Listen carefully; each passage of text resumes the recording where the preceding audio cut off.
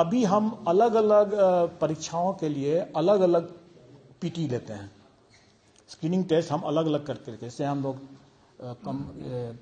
Combined civil services के लिए हम जैसे लेते हैं, जैसे 68 हुआ, 69 होगा।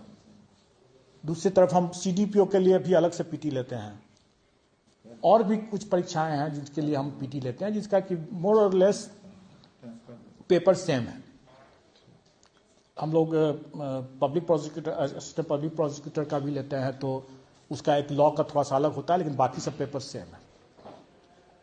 सरकार के साथ हम लोगों ने इस पर विचार विमर्श करके ये तय कर लिया है कि अब साल में एक बार कॉमन पीटी होगा।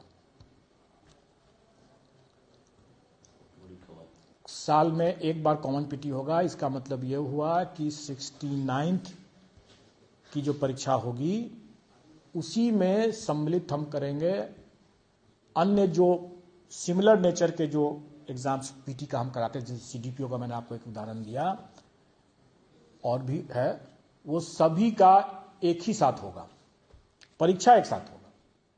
पीटी रिजल्ट अलग अलग होगा, क्योंकि एक ही कैंडिडेट हो सकता है कि वो कंबाइंड सिविल के लिए भी हो और वो इसके लिए एक CDPO के लिए भी हो, तो रिजल्ट दोनों में अप्लाई कर रहा हो, दोनों के लिए अगर वो एलिजिबल है, दोनों में अप्लाई करेगा, वो टिक लगाएगा दोनों के लिए, तो उसका दोनों के लिए अलग अलग मेरिट लिस्ट बनेगा।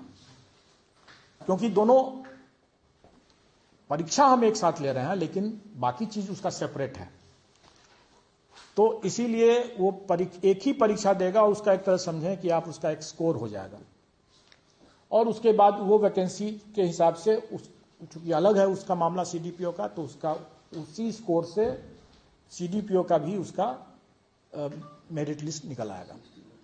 तो मेरिट लिस्ट अलग अलग होगा, जैसे अभी भी होता है। परीक्षा कॉमन होगा। CDPO के अतिरिक्त कौन-कौन ऐसा होगा? और भी 4-5 हैं, मैं बता दूंगा, उसका आप लोग निकल जाएगा नोटिफिकेशन उसका। जैसे APP का, उसके लिए लॉ के लिए तो वो हम लोग एक दूसरे दिन उसका पेपर, लॉ का एक अतिरिक्त पेपर कर लेंगे, लेकिन जो कॉमन पेपर्स है ना वो एक साथ होगा। और कॉमन पेपर एक साथ होगा, लेकिन उसका रिजल्ट अलग अलग होगा। 69 कंबाइंड सिविल सर्विस का जैसे निकलता है वैसे निकलेगा, CDPO का जैसे निकलता है वैसे निकलेगा, परीक्षा एक होगा।